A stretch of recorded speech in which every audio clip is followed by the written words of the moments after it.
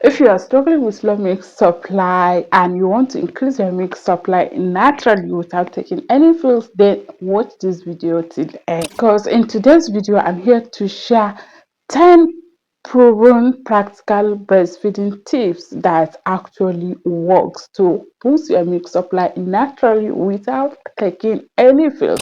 Many first-time moms struggle with low milk supply not because that's how their body works, but because they just need a small support or tricks to boost their milk supply naturally. From having 0 bottles a day to having 2 to 3 bottles in 24 hours.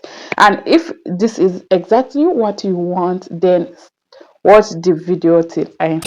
The first step is frequent feeding. Yes, frequent feeding is very important because the more you breastfeed your baby, the more breast milk you make. As we already know, in the previous video we discussed that the prolactin production depends on the demand and supply. The more you breastfeed, the more you make the breast milk. The second thing is ensure correct latching. Yes, ensuring correct latching is very important because if you didn't latch very well, your baby may not get enough breast milk. Your baby is at risk of hypoglycemia, and also your baby will definitely lose weight. And for you, you may end up having low milk supply, breast engorgement, and nipple pain.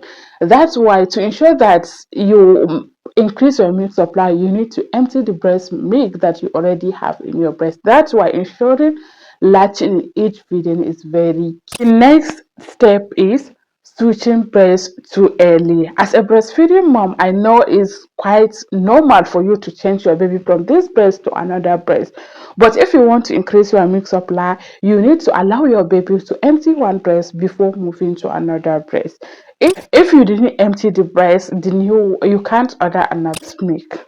The next thing is, don't feed your baby according to clock. Feed your baby according to baby's uniqueness. I have seen a lot of mothers finish breastfeeding their baby within 10 to 15 minutes of starting breastfeeding their babies. But ideally, you don't need to do this. You need to focus on your baby's hunger cues. If you feel that your baby is hungry and you feed her, take your time and feed her until this baby voluntarily leave the breast milk or feel relaxed, happy after feeding. If not, continue to feed that baby.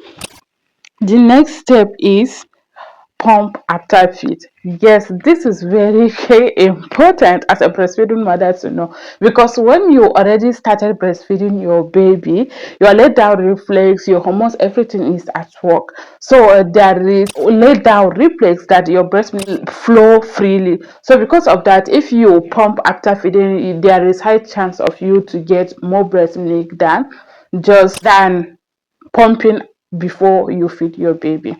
The next step is eat enough nutrients. Eating enough nutrients is very crucial because you can't give what you don't have. For you to give a nutrients for someone, you need to have the nutrients in your system. That's why it's essential as a breastfeeding mother to eat well, so that your hormones can work as expected, and then they will increase your milk production. And don't just eat foods to satisfy your hunger. Eat good food, highly nutritious food, proteins, carbohydrates. Ensure that you eat a healthy diet and include galactogenic food that will boost your milk supply. The next step is hydration. Maintaining hydration is key, as we already know that 98% of breast milk contains water. So for us to give water to our newborn baby, to get the 98% of the water, we need to maintain our hydrations so that our blood, like our circulatory system, will work well, hormones will work well, so that it will help us to increase our milk production. The next step is reducing stress at all costs. Yes, if you know me, you know I hate stress. I don't like mothers mingling with stress, because not because I hate it for real, but because any small step can hinder your prolactin production. So if there are either physical, mental, financial, any kind of stress can affect your prolactin production. That's why it's very essential to minimize stress as much as you can. Take rest in between feed, like take rest in between activities. Like learn how to manage your stress, either emotional, financial.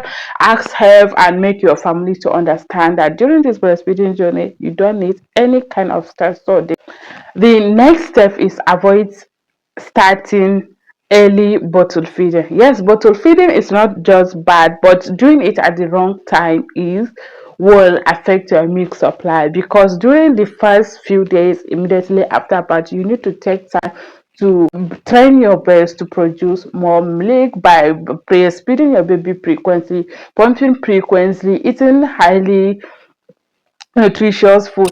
If you start bottle feeding, it will reduce your supply, it will increase your risk of having breast encouragement. And mama, I want you to remember this, that low breast milk supply is something that is very common among first time mamas, and you don't need to stress out or to worry about it, because it's something that you can fix. If you follow these tips that I shared in this video, it will help you to boost your milk supply not without taking any pill. If you learn one or two things in this video, please kindly give us a thumbs up, share this video with other mamas, and tell us in the comment section, have you ever struggled with low milk supply? What did you do to boost your milk supply? And I read every comment, so you don't need to feel that I will not read. I read every comment. And don't forget to watch my next video on 5 essential breastfeeding tips every mama should know. And I shared one simple trick that will change the game.